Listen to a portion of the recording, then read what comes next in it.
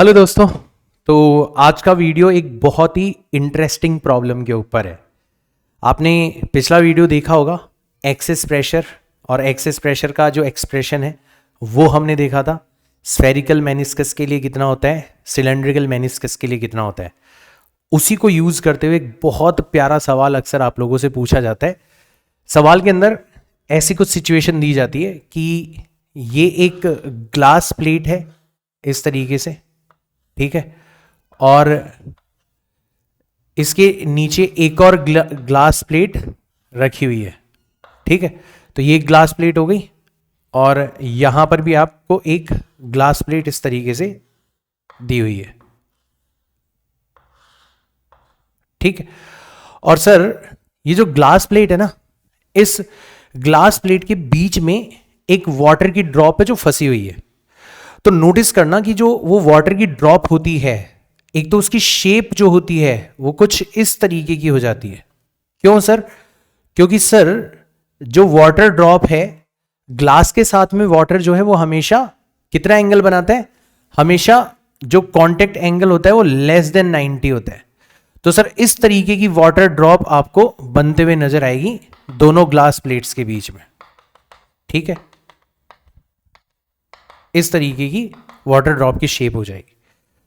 तो सर ये दोनों ग्लास प्लेट्स को सेपरेट करने के लिए surface tension minimum surface area acquire करने की कोशिश करती है, तो वो ग्लास प्लेट्स को खींचने की कोशिश करेगी।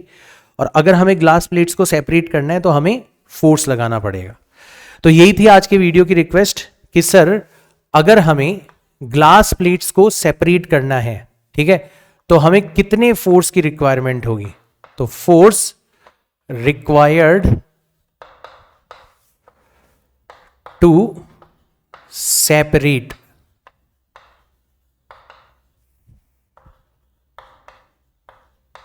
ग्लास प्लेट्स, ठीक है, जिनके बीच में वाटर फंसा हुआ है, कितना फोर्स हमें लगाना पड़ेगा, ठीक है।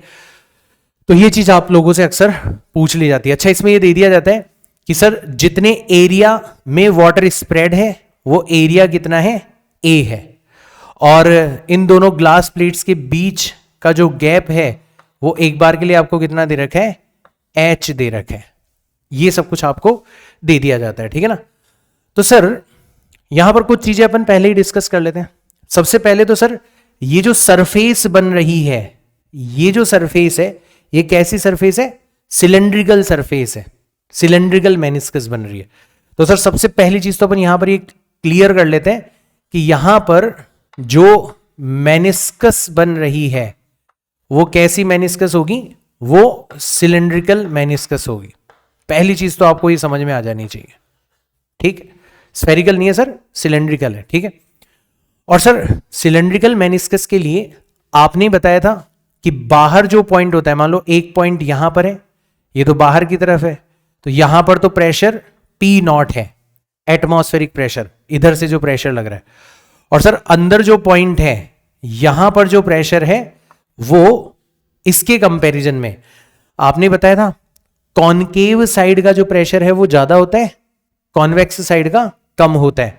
तो अगर अपन एक्सिस प्रेशर का कॉन्सेप्ट यूज करें तो सर कॉनकेव साइड का प्रेशर P0 है, माइनस कॉन्वेक्स साइड का प्रेशर कितना है, P in है, और इन दोनों का डिफरेंस किसके इक्वल हो जाएगा, एक्सिस प्रेशर के इक्वल हो जाएगा। और सर सिलेंड्रिकल मेनिस्कस के लिए जो एक्सिस प्रेशर होता है वो होता है T डिवाइडेड बाय R। अच्छा, R यहां पर रेडियस हो गई, यहां से लेके यहां तक की जो डिस्टेंस है वो कितनी हो गई, R हो गई। तो तुम चाहो तो H की टर्म्स में भी लिख सकते हो, तुम R को लिख सकते हो H मतलब टोटल डिस्टेंस डिवाइडेड बाय 2। तो यहां पर ऐसा कुछ लिखा जा सकता है T डिवाइडेड बाय R की जगह लिख दिया आपने H डिवाइडेड बाय 2, तो डिवाइडेड बाय 2 चला जाएगा ऊपर। तो ऐसा कुछ एक्सप्रेशन बनेगा, P0 मतलब बाहर से जो एटमॉस्फेयर प्रेशर लगा रहे हैं और वाटर के अंदर जो प्रेशर है, दोनों का डिफरेंस कितना हो जाएगा, 2T बाय H हो जाएगा, ठीक है ना।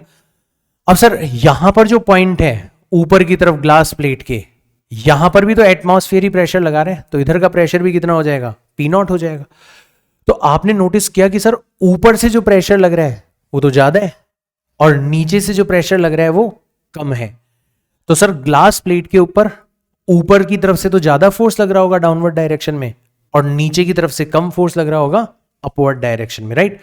तो जो प्रेशर डिफरेंस यहां पर क्रिएट हुआ, ठीक है, वो हम लोग सबसे पहले निकाल लेते हैं। तो sir pressure difference on both sides of glass plate कितना होगा भाई? तो सर ऊपर से जो प्रेशर लग रहा है वो तो कितना है, P0 है, और सर नीचे की तरफ से जो प्रेशर लग रहा है वो कितना है, P in है। मतलब बेसिकली ये चीज तो हम पहले ही निकाल चुके हैं, कितना हो जाएगा 2T डिवाइडेड बाय H हो जाएगा, ठीक। और सर एक बार अगर हमारे पास में प्रेशर डिफरेंस आ गया तो हम लोग फोर्स निकाल सकते हैं, ठीक है। तो फोर्स ऑन ग्लास प्लेट जो होगा, कि सर ये जो ग्लास प्लेट है इसके ऊपर कितना फोर्स लग रहा होगा, due to surface tension, surface tension की वजह से कितना फोर्स लग रहा होगा, ठीक है। ये भी हम लोग निकाल लेते हैं भाई।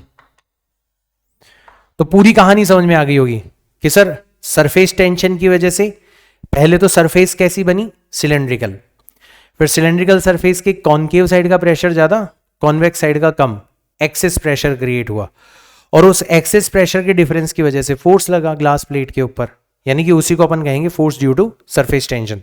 तो कितना फोर्स लग रहा होगा सर?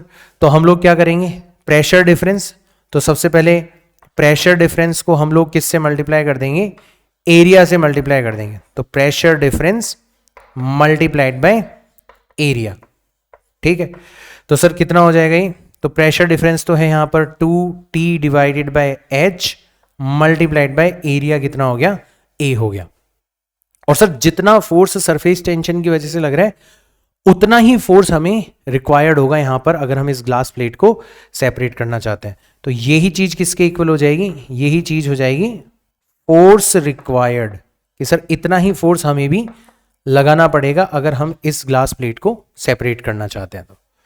तो एक तो फॉर्मूला आप इस तरीके से ध्यान रख सकते हो, twice of surface tension multiplied by area, जिसमें वाटर फैल गया दोनों ग्लास प्लेट्स के बीच में, और डिवाइडेड बाय H, H का मतलब है दोनों ग्लास प्लेट्स के बीच का सेपरेशन, ठीक है ना।